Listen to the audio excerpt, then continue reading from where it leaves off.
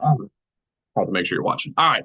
Welcome back. Hello, to another football NFL video. Today, we are discussing, in my opinion, the four most improved teams from last season going into the 2025 NFL season. This is my opinion. I think there is clearly an upper four, but we'll get into the specifics, if you will. I made two parts to this video last offseason.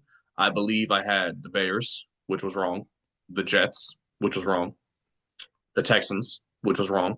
I pretty much, yeah, last video was to ignore last year's variety of this video and go all in on this video because I cannot fail twice in a row. If you have forgotten, I have not mentioned this in a while. I did correctly predict both the college football national champions and the NFL Super Bowl winners. So, I mean, I think that classifies me as a football expert, but enough flexing of my football knowledge. Let's get right into the video. Thank you for watching. As always, starting off, I have to right my wrongs of last season. I know that I said that the Bears would be one of the most improved teams last season. And as a matter of fact, they got worse. They went from 7-10 to 5-12. And I said they'd go from 7-10 to 9-8. But now I'm saying they'll go from 5-12 to 9-8. And listen, while the Bears did make a lot of good moves last season, primarily getting Keenan Allen, drafting Rome Odunze, getting Caleb Williams, obviously, I misjudged two things. The quality of their head coach, I was dead wrong. Matt Eberflus was just not cut out to be a head coach. Um, I gave him the benefit of the doubt. I should not have. And also, I thought their offensive line would be average. It turned out to be awful, terrible, even. So I miscalculated those two very key points, which led to the Bears' offense being terrible, and their defense was also terrible on top of that. So, you love to see it. And now they had to completely overhaul. They brought in a new head coach, obviously. And I think this offseason was even better than last offseason. We're going to get into all of that, of course. Let's talk quickly, though, about what made the Bears so awful last year. Well, as you can see, where do we start? Offensively, they might have been the worst in football. They had the least amount of yards per game. They could not move the game, primarily because Caleb got sacked more than any other quarterback. It was embarrassing. And listen, he did not do himself a whole lot of favors. He did not get the ball out quickly enough, and he did try to extend the play too often, and he did run into a good amount of sacks. But listen, at the end of the day, even if he would have got sacked 50 times, that would have been too many, right? You can't win games when your quarterback gets sacked 50 plus times, but 68 is just embarrassing. The offensive line clearly needed an overhaul. They were not able to run the ball 25th. I mean, let's look. Were they bottom 10? Bottom 10 total yards, bottom 2 in passing yards, bottom 10 rushing yards, bottom 5 points per game, worst in sacks allowed. Somehow this is the bright spot looking forward here. Even with all of that adversity that he faced, Caleb and this offense still managed to turn the ball over at a very low and respectable rate. So you got to give them credit where credit is due. Defensively, I think they actually were pretty good to start the season. Then they just completely fell apart once Eberflus got fired. They ended up being bottom five in yards allowed and rushing yards allowed. Besides that, they were pretty much middle of the pack. They didn't excel in any category particularly. They did get a lot of takeaways though, which that's something that you could point to, be like, okay, maybe they have that to look forward to next season. Obviously, they were terrible on third down offensively, middle of the pack defensively, and as far as the penalties go, I don't really have anything to compare this off of because the way I had to get these stats, I shouldn't even have included penalties to be honest with you. But yeah, anyways, a lot of penalties. As you can see, these were some of the big additions the Bears made via free agency. Let's start with the defensive guys. Grady Jarrett, they bring in from Atlanta. If I'm being I think this is some sort of massive addition. Javon Dexter had like 5 sacks for them last year, a former second round pick out of Florida. He's the primary defensive tackle I'm looking to on the Bears. But Grady Jarrett, probably going to be a good mentor for him. But I think it's probably past the days where you can expect Grady Jarrett to be a Pro Bowl level player for you. They also bring in Deo Digbo from the Colts. Did not have his best year last season, but he has had some productive years on his rookie contract there. So they're hoping that he can either go back to what he was in 2022 or 2023 or unlock it entirely himself Also, bring in a couple wide receivers, one through the draft and one through free agency. Olamide Zaccheaus from the Commanders had a pretty solid season there. He's been a pretty consistent receiver. He was good with Atlanta before he left there, and kind of out of nowhere down the stretch for the Commanders last year became a very reliable wide receiver two next to Terry McLaurin, had over 500 yards there. And also something to mention, he has not missed a game in 4 years. Now, he's probably going to be wide receiver for this team, but hey, you always got to have a reliable guy down there who can step up in case of injury. I like Zaccheaus a lot as a wide receiver for the Bears. Let's talk about their other receiver, Luther Burden, who they draft at number 39. Who would have thought Luther Burden would be available at damn near the 40s where the Bears got him at? He had a not so great 2024 season. That's because the quarterback situation at Missouri was terrible. If you look back at 2023, where he had consistent quarterback play, he was one of the best receivers in the country, right up there with the Marvin Harrisons, Rome Odunze's, and Malik Neighbors of the world. So he's probably wide receiver three. He's going to replace Keenan Allen day one, and I think overtake the production that Allen had for them last season. Now take a look at Colston Loveland, the tight end who they drafted. Obviously, when this pick was announced, I was criticizing them heavily because they chose to draft Colston Loveland above Tyler Warren. I also believe it was a reach to draft a guy like Loveland all the way inside the top 10. However, with all of that being said, my minute disagreements about the pick overall, getting Colston Loveland on a Ben Johnson offense, I think it'll be successful. You pair him with Cole Kmet, you're going to be able to run a lot of dangerous two tight end sets. And I do believe Colston Loveland will be the Sam Laporta of this Bears offense. And I think he'll be successful there. So you add two solidified good weapons for Caleb. You make the offense better overall. Now let's talk about where they really needed to improve the most, the offensive line. The interior, they replaced all three of their interior offensive line positions. Let's talk first about Jonah Jackson, bottom left of your screen there. Played for the Rams the last couple of seasons. Dealt with some injuries, though, as you can see, only played about a fourth of the season last year. Pretty good grades in the time he played, but it was incredibly limited. They bring him in to play. Doesn't really matter what guard. I think probably right guard he'll play.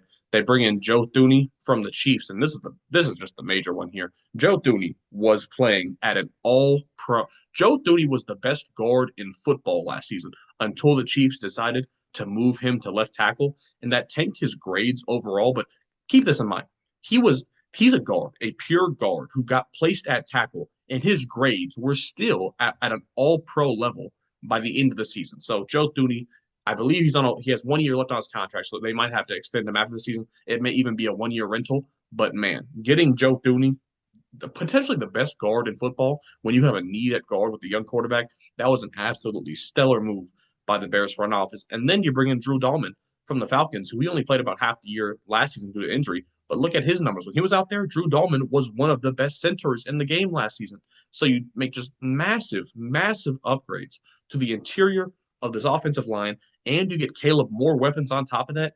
I think we could see a situation where the Bears offense takes a massive jump I mean, they were last in yards last season. I don't see that happening at all. 68 sacks allowed. I expect that to drop significantly. I think Caleb is going to have a monster breakout sophomore season, in large part due to these additions they made via the draft and free agency. Taking a look at their depth chart overall here, let's just analyze it, right? You still got DJ Moore. I think Rome Odunze, he had an underrated, kind of slept on rookie season. I expect him to take that jump. It's a really good wide receiver room, right? You still got Zaccheaus at the four, Colston Loveland, Cole Kmet. I mean, between Loveland, Kmet, Burden, Odunze, DJ Moore, and Zaccheaus, those are six weapons that I can really look to and say, damn, any of these guys could have 500 plus yards next season. Not a lot of teams can say that. You bring back D'Andre Swift. A lot of Bears fans were hoping for an upgrade at the running back position, but Swift still had over 1,000 yards from scrimmage with a lackluster offensive line. I think Ben Johnson's going to find a way to get him a little bit more involved. And also, Roschon Johnson, I think, still has some potential, especially as a goal line short yardage back that has remained untapped. So while I don't think they necessarily have a strong group of running backs, I expect those numbers to improve next season. And the offensive line, Darnell Wright, Braxton Jones return. A little bit of a question mark with necessarily how good Braxton Jones is. Probably the weakest lineman they have, but Darnell Wright, he kind of got shitted on a little bit last season. But if you look at the numbers, he actually was on that right tackle position. So if you just look at Joe Thuney, Drew Dalman, Darnell Wright, You go from having a terrible offensive line to having three potential Pro Bowlers overnight. So the Bears offense, I love it. I can't wait to see what Ben Johnson does and how good they look potentially next season. Now, if you look at the defense, they did not make a whole lot of adjustments. The two guys I named, Grady Jarrett and Dale Odigbo, they slide into that defensive line. But besides that, they don't really need to make that many adjustments. I mean, TJ Edwards and Tremaine Edmonds is one of the best linebacker duos in football, and they have an incredibly young and talented secondary. Everybody besides Kevin Byard and Jalen Johnson are on rookie contracts. Jalen Johnson was at an all-pro level just a year ago, so he's already proven himself. And Kevin Byard, they still have him around. He's a reliable veteran. So, yeah, I really like the Bears roster. I think they did all the right moves this offseason. I even like some of their defensive depth pieces like Shamar Turner and Za Frazier they acquired via the draft. So I do expect the Bears to take a massive jump.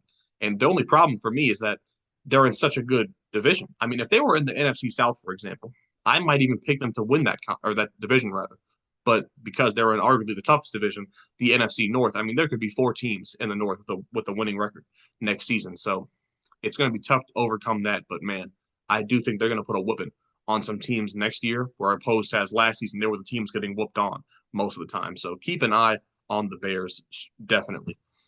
Next up, we have the Falcons. Did I talk about the I did. I did talk about the Falcons last season, so I was 0 for 4, I believe. But listen, I love what the Falcons did because the Falcons had they really just had a clear need on their defensive line, and they went all in to improve that. And also, I do think that they upgraded at the quarterback position, which is it might be controversial to say that because Kirk Cousins is such an established veteran, right? But Kirk Cousins led the NFL in turnovers, and he didn't even play. Well, he led the NFL in interceptions, and he didn't even play the last several weeks because Penix took over the job. So, all Penix has to do is not turn it over twice a game, and I think he'll be better than Kirk Cousins. So I do believe they upgraded at the quarterback position. The offense was already like on paper, it was stacked. They just needed the right guy at quarterback, and defensively, they should take some massive leaps forward. Let's look at last season. If you just look at the numbers, right, you would say, wait a minute, the Falcons were a really good a really good offense rather, and you might not have picked up on that if you just watched them game by game. But they do have Bijan Robinson and Tyler Algier. They actually were like the best rushing offense in football 2 years ago, if I'm not mistaken. But yeah, I mean, 130 rushing yards per game. That is not a small number by any stretch of the imagination. And even though Kirk was incredibly turnover prone, he was still pushing the ball down the field. They were a very explosive offense. Offensive line played well. On top of that, even when Drew Dalman went down with injury, they were a top 10 offense. I mean, bar none. The only thing they weren't top 10 at were points per game. And I mean, that's mainly on the kicker if you really think about it, because Younghoe Koo or Younghoe Koo rather had a really difficult 2024 season. So the offense really does. You don't have to make any major changes. It's just Michael Penix coming in and limiting the turnovers. And defensively, this is the real issue with the team, right? Because Raheem Morris came in as the defensive guy, and they were bad last year. They were bottom 10 in the league, really, in what 1, 2, 3, 4 categories. Could not get pressure. Worst amount of sacks in the NFC, second worst in the entire league. They did not really excel anywhere. So I mean, they need massive improvements, and that definitely starts with the front seven. And as you can see, third down percentage defensively, second last in the league. You just can't. It's impressive, really, that they won 8 games with a quarterback who could not stop turning the ball over in a defense which couldn't stop anything. So the fact that even won 8 games is rather impressive. But let's talk about some of the moves that they made. Focusing on the defensive line specifically here, let's start with Braylon Trice. He actually was their third round pick in the same draft as Michael Penix, both out of Washington, but he got hurt and did not play at all in his rookie season. So now he's coming back, but he's really like a rookie, like a JJ McCarthy type player. He has not played at all. He's coming from the 2023 draft class. And listen, the man led the Pac 12 in pressures in his final college season. So if he comes back healthy off this injury, he could be a major boost for the Falcons pass rush game. Morgan Fox, he comes in from the Chargers. He has been such a consistent player, no matter where he's been, whether it was the Chargers, the Rams, the Panthers. Morgan Fox can give you at least 3.5, maybe 4, maybe 5, maybe 6 sacks a season. I think this is a very slept on pickup, and also 4 straight Ironman season. He's a guy who's going to be there and going to be available no matter what happens. Leonard Floyd, such an underrated pickup from the Niners. Another guy who just, no matter where he is, it's the Bills, it's the Niners, he's giving you 8.5, 9.5, 10.5 sacks a year. Leonard Floyd probably has like 40 or 50 sacks over the last 4 or 5 seasons, and nobody talks about it. But hey, that's a major pickup for Atlanta. He could be their leading sack guy next season. They bring in Jalen Walker and James Pierce via the draft. Both amazing picks. I love both these guys out of the SEC, known for their pass rush capabilities. Who knows how much they contribute as rookies, but I mean, we're talking about 5 players, right, in their edge rush slash defensive line rotation who can get after the quarterback. I absolutely love these pickups, and it should make them much more dangerous. I mean, they were second last in the league last year when it came to sacks. I expect them to be at least top 12 to top 15. And even if they are just 15th in the league, would be the biggest jump in football, pretty much. So keep an eye on the Falcons' defensive line and some other pickups here. Obviously, Michael Penix, he did not start. Listen, the passer rating and the problems with this. I think Michael Penix had 3 or 4 interceptions last year. None of them were his fault.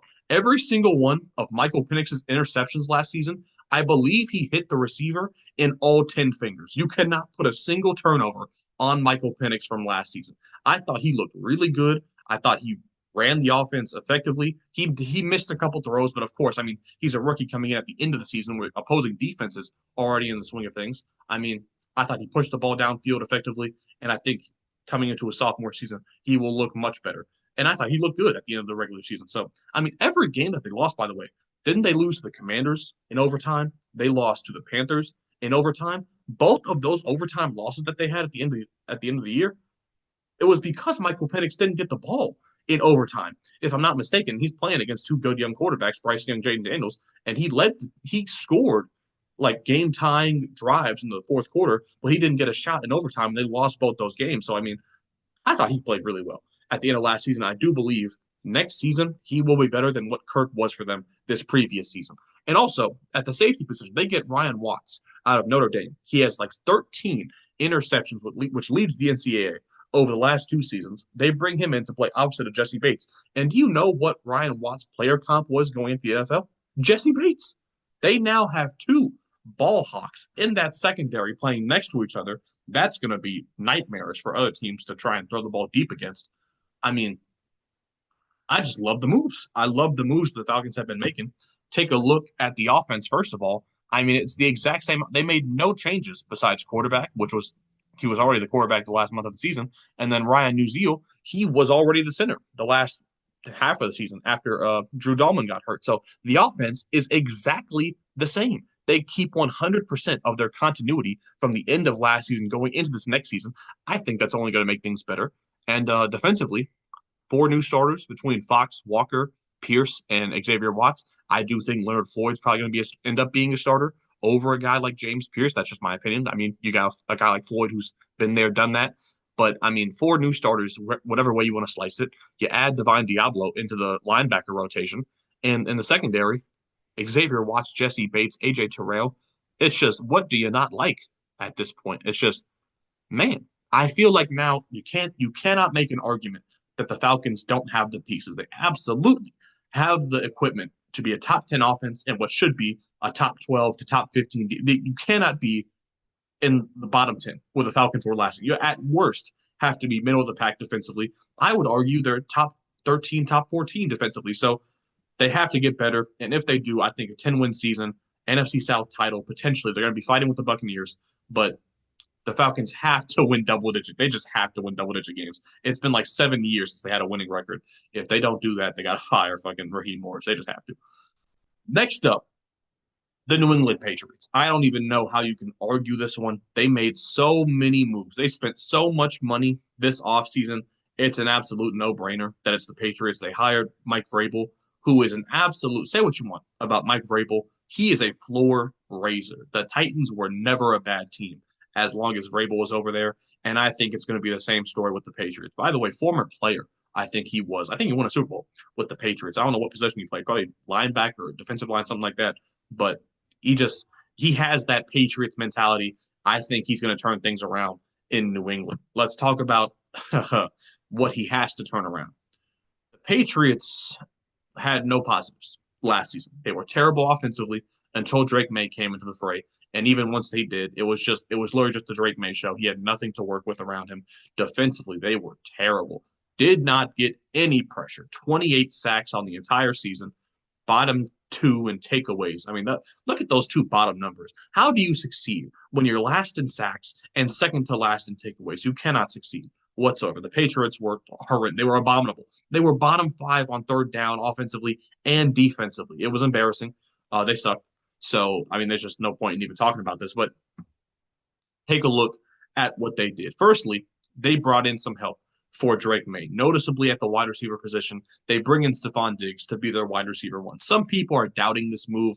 The only question I have about it is Stefon Diggs coming off an injury. Because even before he got hurt last season, he was slated to be a 1,000-yard receiver in a loaded Texans offense with multiple Pro Bowlers all over the place. So I think he showed he still had it last season. The question is not his talent level. It is strictly coming off the injury concerns, right? Because I think as long as Stefon Diggs is healthy, he's a 1,000-yard receiver rather for any team in the league. So that's not a question for me. I do think that's what he'll be on the Patriots. By the way, they also bring in Kyle Williams, second-round receiver out of Washington State via the draft.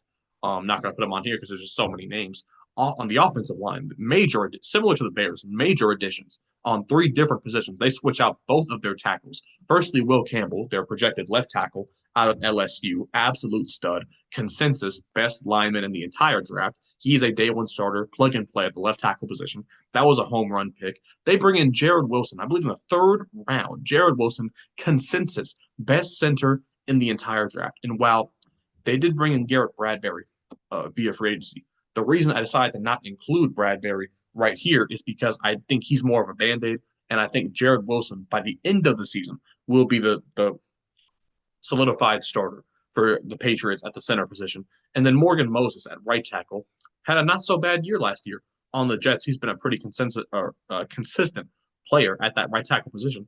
Plug and play, instant upgrade over whatever they had last season. So you bring in three new guys, instant upgrades at the offensive line position. And then at running back, TreVeyon Henderson. How the hell do you get this guy at where you got him in the draft? There's just no way he should have fallen as far as he did. Well, here's the thing. It was kind of a stacked running back class. It was like the wide receiver class in the draft last year where you had 4 first round just stud players. So, I mean, I guess not everybody could have gone in the first round, but to get Henderson at the top of the second round, I love it. An amazing pick, 7.1 yards per carry last year at Ohio State. No disrespect to Ramondre Stevenson. I think Henderson could just win the job outright week one. He has no flaws in his game. Every time I talk about TreVeyon Henderson, it's just glowing reviews because that's what everybody has to say when they talk about TreVeyon Henderson. He has no flaws in his game, doesn't fumble, pass blocks incredibly well, great receiving back, just does everything perfectly, and it's an amazing pick to get him at your running back position.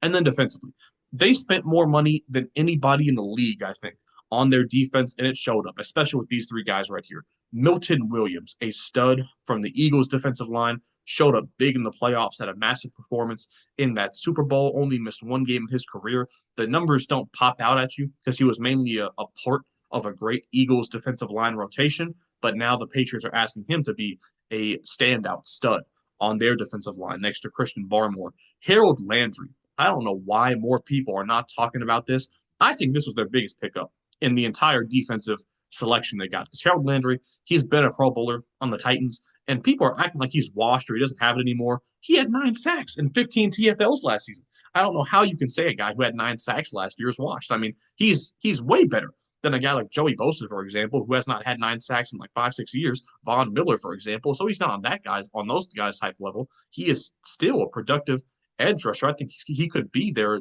Matthew Judon replacement, rather. And then Carlton Davis. I mean, he had an extremely slept on season with the Lions last year. They traded a third round pick to get him, and he instantly improved their secondary. He did his job and then some last year. The problem with Carlton Davis, and it is a consistent problem. You are not going to get a fully healthy Carlton Davis. When Davis suits up for you, you are getting 12 to 13 games at most out of this guy. He is going to miss time. He's not going to be there. He is not going to play 100% of the snaps for you. But when he's out there, he is a very, very good cornerback. So 3 good to very good starters on all 3 levels of this defense for the Patriots. And yeah, I gotta just clap it up for the moves they made. Take a look at this offense now. I mean, you got 6 to 7 weapons at the wide receiver position. I don't really love the Mac Hollins move. I would rather see some younger players like Kayshon Boutte get more opportunities. But a lot of guys at the wide receiver position, you still got Hunter Henry rather, who had a good year last year. You now have a duo, even a trio. Really, Antonio Gibson was not bad last year at the running back position. And then I mentioned earlier all the upgrades on the offensive line. Really, an offense that should just take leaps and bounds of steps better than they were last season defensively. How many new starters? I mean, is that 5 new starters in the secondary? Also, I don't mind the picks they made in the fourth and fifth rounds, Joshua Farmer and Braden Swinson via the draft. Also, bringing a guy like Clavion Chason, who had a career-saving year last year with the Raiders. Robert Spillane as well. So many underrated pickups by the Patriots. And listen, they had to improve on both ends of the field, and they did that massively. So Patriots, I think they're going to be a pretty interesting team to watch. In the AFC East, a rather weak division, like they could be second in the division, and it would not shock me at all. I mean, the Dolphins could blow up and fail. The Jets are the Jets. Like there's a clear vacuum at that number 2 spot behind the Bills, and I think the Patriots could step into that and fit rather well. Finally, we have the Raiders. Now, the Raiders made a lot of additions, right? They were terrible last season. They bring in Pete Carroll, who's similar to Mike Vrabel, is an absolute floor raiser. They take, or they make rather, the biggest upgrade at quarterback of any team in the league, probably. I mean, to go from Aiden O'Connell to Geno Smith. Say what you want about Geno, he is in that, in my opinion, the third tier of quarterbacks. There's the top four. There's Jalen Hurts and Jared Goff. Then there's that tier of guys like Dak Prescott, Justin Herbert, Brock Purdy. I think Geno Smith is in that category. So to get one of those guys, I mean, and then you get Ashton. Let's just get right into it. Well, first of all, let's talk about the Raiders. They were the worst run offense in the game last year. Oh, their run game looked like Colorado's run game. I mean, for an NFL team to run for less than 80 yards per game is embarrassing. It is unacceptable. It is absolutely terrible. And a big part in that is because they just had the worst group of running backs in the league. Like just Zamir White and Amir Abdullah and Alexander Masson. That's just not going to get them. All those guys I just named are RB3s on most teams. Um, Defensively, they were middle of the pack. They were either middle of the pack or terrible. There was no in between. They were not good. They were not top 12 in any category. Offensively, they were terrible on third down. A similar story to a lot of the other teams we've covered so far. Real similar to the Patriots, where you just have no bright spots, no positives to talk about for the Raiders. If you look at what they did in the offseason, though, I already mentioned Geno Smith, bring in Pete Carroll, those two guys who have a connection from their time in Seattle. Ashton Jeanty coming in from Boise State. I mentioned this in my Rookie of the Year prediction video. I do think Ashton Jeanty is going to come into the NFL and play at an all-pro caliber level as a rookie. The generational running backs, the guys who are really going to be like that, they show it early and often. I mean, I think Jeanty is going to be one of those guys. And they bring in multiple receivers to kind of be this. They need players. I mean, they really only had Jakobi Meyers and Trey Tucker. They had no one else at the receiver position. You bring in Jack Bech and Dante Thornton, both going to do different things, both amazing targets downfield. I think they're both going to be very valuable in stretching this Raiders offense and making it more deadly downfield. Now, you also bring in Raheem Mostert, who did not have a real impactful year last year compared to 2023, where he led the league in touchdowns. But I do think, I mean, he would have been their RB1 last year. So you bring him in as your new RB2. I like it as a depth move. And then defensively, you get Christian Wilkins back. He did not really play at all in 2024. He dealt with injuries. And then if you look back to the last time he was healthy, he was playing at an elite level as a defensive tackle. If you can get him back healthy, pair him with Maxx Crosby and some of these other pieces they got on the defensive line, Malcolm Koonce, you could have a real dangerous pass rush next season. And you also draft Darian Porter. Now, listen, let's just take a look. I was going to say I don't love. I don't even like the Raiders defense, especially their back end, right? The front seven, I like Maxx Crosby, Christian Wilkins, Malcolm Koonce, I think Tyree Wilson, he still has some potential. But if you look at their group of their linebackers, Devin White and Landon Robert, yikes. They don't have anything else that I'm excited about at the linebacker position. And the secondary. The only player I like in their entire secondary is Jacorian Bennett, the former fourth round pick. But I don't even think he's all that good And then, I mean, Jeremy Chin, terrible against the pass last year. Eric Stokes, the Packers threw him away. I mean, I'll be honest, it's looking like the worst secondary in football. I'm not gonna lie, especially when you let guys like Trayvon Merrick and Nate Hobbs walk. I don't know why you let go of your only two good starters in the secondary and bring back nobodies, respectfully.